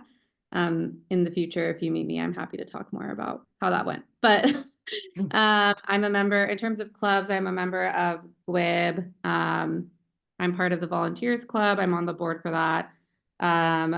And we just did our election cycle, so our boards will be starting in January. I'm part of the consulting club. That's where I've gotten a lot of resources in terms of recruiting for consulting. And then honestly, any of the like easy clubs I joined, like I joined the tennis club. I haven't been to an event yet, and the board games club. So any of the fun clubs, I love to join that as well. And then I'm going to be a student ambassador as well, starting in January. Whoop, whoop. Student ambassadors are an extension of the admissions team. So that's hence my whoop whoop. And just to clarify, Amelia, Georgetown Women in Business is GWIB. Yes. Thank you. I'm so used to, and GCC is the Georgetown Consulting Club as well. If I acronym that, you get used to acronyms when you're here. So Yeah, to echo that, I feel like grad school and DC specifically, there's so many acronyms that you live by. I'm involved within my cohort. So at Georgetown, you're broken up into 4 different cohorts if you're full time, and I believe 2 for flex. But basically, you take all of your core classes with your cohort. Full and I are actually in the same cohort. We're in gray, and it's the greatest. But I am the cohort rep for that. So I help send out emails and whatnot for our cohort. And then through that, I'm a part of the Student Government Association, SGA. I'm not a voting member, but it's just something to kind of get involved with behind the scenes when it comes to throwing events, volunteering, things like that. I'm also a part of the Net Impact group. I'm the incoming VP of Alumni Relations. And then I'm a member of, gosh, this is another acronym I never remember, but I believe it's Georgetown Energy and Clean Tech Club. So similar to kind of my interests and what I'm looking to do post-grad. I don't have a role there, but involved there. And probably one of my favorite things that we do is SGA and the program office host every Thursday something called KEGS, which is keeping everyone at Georgetown social. And it's just a great way after the week of classes to get together with your cohort members or people in your respective classes with second years and meet people, have some food and just get to know others that are not in like your classroom setting, since you are, at least your first semester, you're taking all your classes together. So it's just a great way to, another way that the community is just looking out for each other, giving you opportunities to be social, meet others, network, etc. So that's probably my favorite of the event so far. Go Gray, just to piggyback on that. Like Amelia said, I'm in the consortium, as well as I'm also a student ambassador. So Whoop, whoop. I am actually the VP of the incoming VP of Finance for student government, and also the incoming VP of Finance for Black MBA. And then I am. I am part of the SBC, or Small Business Corps. It's basically a local consulting for businesses in the DC area. Yes. Awesome. Thank you all. You're very involved. But also that's, as we expect, it's part of your MBA experience, extends beyond the classroom. So we do have a question from the audience. They want to know, where do you live? Especially for people who are unfamiliar with DC. You all missed at the beginning, I had everyone share where they're dialing in from, and it is across the world. So just for your context. So where do you live and where do you hang out? Like, what do you do in DC? So let's do Amelia Fola Delaney. So I live in Roslyn, which is where a lot of our class lives, I believe, and the class above. I think I have like 10 people from my class who live in my building. So I would say that's a pretty common area. In terms of hanging out, I'm not doing as much with finals about to come out, but I was just at what Delaney was talking about at the KEGS, which is in our MSB building. So I went to that, then I came to this panel. And I think like we try to branch out in terms of hanging out. Like we'll typically, I think like after a final or after a test, everyone will be like, oh, let's go to this place called Clubhouse, or we try to keep it as like social as possible. And it's what you want to make of it, right? You don't have to go, but I think we tend to stick to the Georgetown area. Different clubs will have different events just all throughout DC. So that's like there'll be some in DuPont, which is within the DC area, or within Roslyn, which is in Virginia. So, and while it sounds far, it's only a 5-minute drive, even though I live in Virginia. So it's very close. And it's worth clarifying. Thank you, Amelia. Roslyn, you could walk to school across the Key Bridge, so over the Potomac River. We also have something called GUTS, Georgetown University Transportation System. Do not Google GUTS. Google GUTS Georgetown bus or something like that. Don't make my mistake. But you can see their schedule, their pickups. A lot of people do live close to a GUTS stop, if not within walking distance, or they live off of the metro, which is our subway, our train, to get to a GUTS stop. So just a plug for Roslyn, where Amelia lives, you can take the GUTS, which is the bus that takes you to main campus, free, reliable, accessible. Or you could walk, or you can drive, or you can scooter. So lots of different options for accessibility. Great. Yeah, I'll add one more thing. Like a selling point for my apartment was that it's on one of the stops on one of the GUTS routes. So I think that's why a lot of people ended up at my apartment building. So yeah, it's very convenient. I can just walk outside and get on a bus and come to school. I think I was next. I just got this, so I don't know if you can see it. Aw. I'll unblur it. But I live, it's hard to read, but I live here in DuPont. But Georgetown's right here. So I don't know if you can see, but it's really close. Like I bike to school. That's how close I live. It's about 10 minutes. Love it. It's amazing. DuPont is a lot of people also live in DuPont. I have a decent amount of classmates that live in DuPont. Where do people hang out? Like Amelia said, DuPont, where people live, right? Like, Georgetown, DuPont. I think there's a lot of big areas, but I go over to Roslyn every so often, and I'll even head up all the way to Noma sometimes. And again, a lot of acronyms here. You learn them all over time. So yeah. Yeah, so I'm pretty close to Fulla. I'm in an area called West End, which is just south of DuPont. And I rely on the GUTS bus every day for class. It's great. Sometimes if the weather's nice and I have some extra time, I'll walk, and it's about a 35-40-minute walk. But that's what I did all last semester or last year, because I just didn't want to rely on the GUTS bus. But ever since this year, I love the GUTS bus. It's great. It's a great, easy, reliable way to get to class. And yeah, other than that, you really get to have the opportunity to explore a lot of different places in DC and Virginia and Roslyn area, Arlington area. So there's no like one specific place that everyone hangs out or goes out at, or whatever. It just kind of depends on where people are and what people are doing. Mm-hmm. That's great. And so the candidates know, in terms of resources, if you are admitted to the MBA program at Georgetown, you're invited to our welcome website is our resource guide.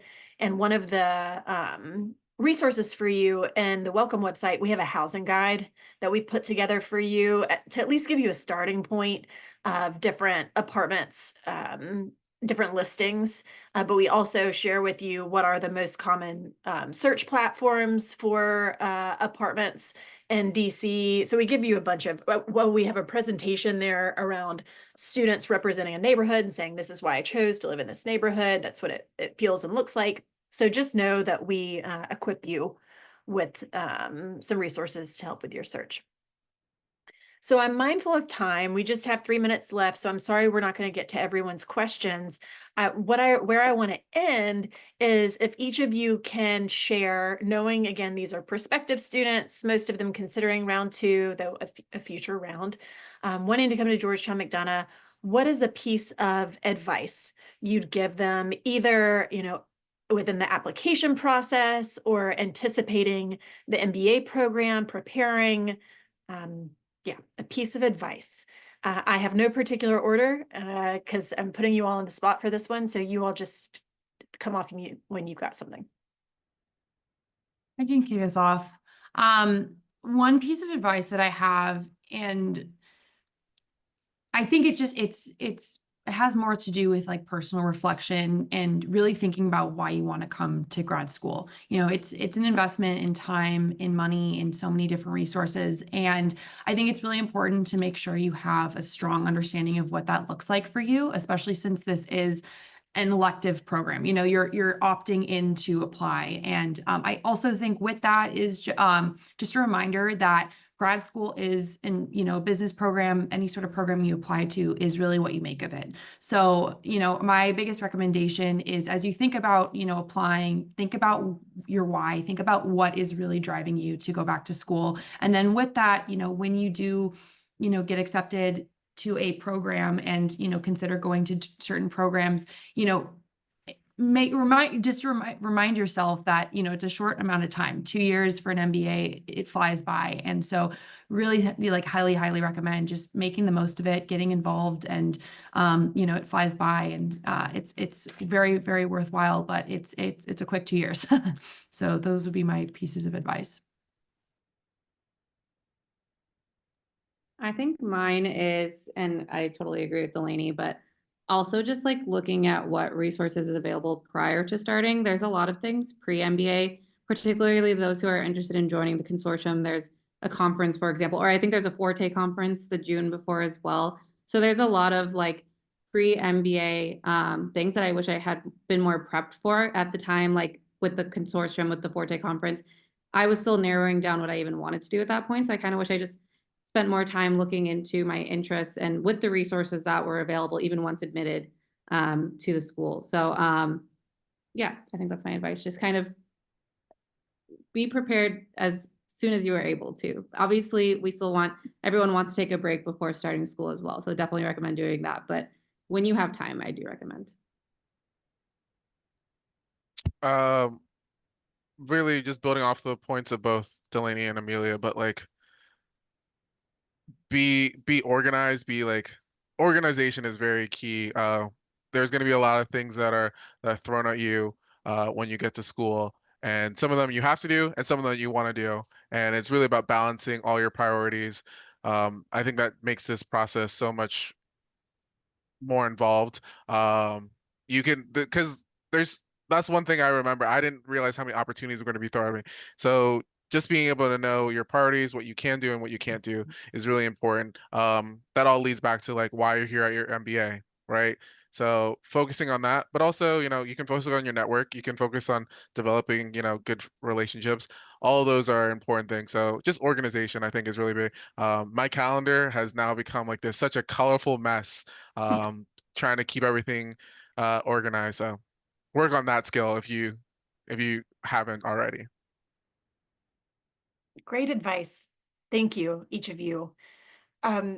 We have reached time, so I want to, I was going to say give a round of applause, but it'll just be me. I'm going to thank you, students, for being here, for sharing your invaluable perspective. It's so insightful. Amanda, if you're still here and presentable, will you come back on screen too? Amanda has been our wizard behind the scenes. Also want to give a round of applause to Amanda. She has been mastering the chat, and I see the number of questions you answered, which is crazy. So bless you, because I didn't get to any questions. So it takes a village. Thank you all again for being here across the globe, our students here tonight, Amanda. We hope this session gave you a more informed understanding of who we are at Georgetown, what we stand for, what we do. And if this feels like the right place for you, we welcome your application and are here to support you along the way. Thanks again, everyone, and have a good rest of your day, night, morning. Take care. Bye.